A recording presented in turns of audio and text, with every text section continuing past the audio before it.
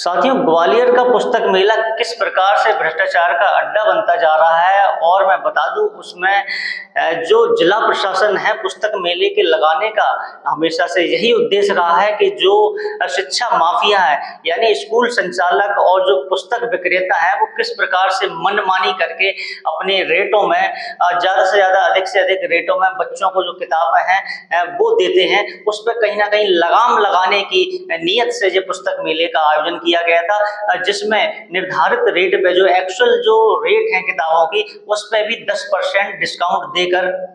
वो किताबें वहां से जो अभिभावक हैं वो खरीद सकते हैं। कहीं ना कहीं मंशा तो यही जिला प्रशासन की रही होगी, लेकिन कहीं आप देखेंगे इस बार जो पुस्तक मेले की कोई जो तस्वीरें आ रही हैं सोशल मीडिया के माध्यम से और न्यूज चैनलों के माध्यम से, वो कहीं ना कहीं विचलित करने वाली तस्वीरें हैं। जो डिस्काउंट वाली जो बात वहां पर बताई जा रही है, करी जा रही है, वो किस प्रकार से पूरा डिस्काउंट का खेल है वो हम आपको बता रहे हैं। देखिए,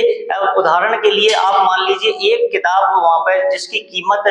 200 रुपए, मान लीजिए आप 200 रुपए है, लेकिन जो एक्चुअल कीमत उसकी 200 रुपए है उस पर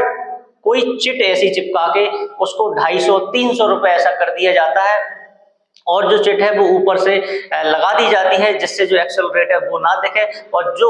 मनमानी रेट है उस पर जो अभिभावक है वो किताब खरीदने के लिए मजबूर है। अब वो जब पड़ताल की गई, जानकारी ली गई गहराई से, उसको न्यूज चैनलों ने खंगाला, जो अभिभावक है उन्होंने देखा, उसके बाद मालूम चला कि जो एक्चुअल रेट है वो कम है और जो इन्होंने अपनी मनमानी रेट से जो उसमें लगा रखा है वो कहीं ज्यादा है। तो उस प्रकार से अब बताइए एक्चुअल रेट में और जो बनावटी रेट में उसमें जब डिस्काउंट 10% का वो लोग दे रहे हैं तो कहाँ उसमें हमें फायदा हो रहा है अभिभावक को, और जो एक्चुअल रेट है उससे भी ज्यादा महंगी किताबें उसमें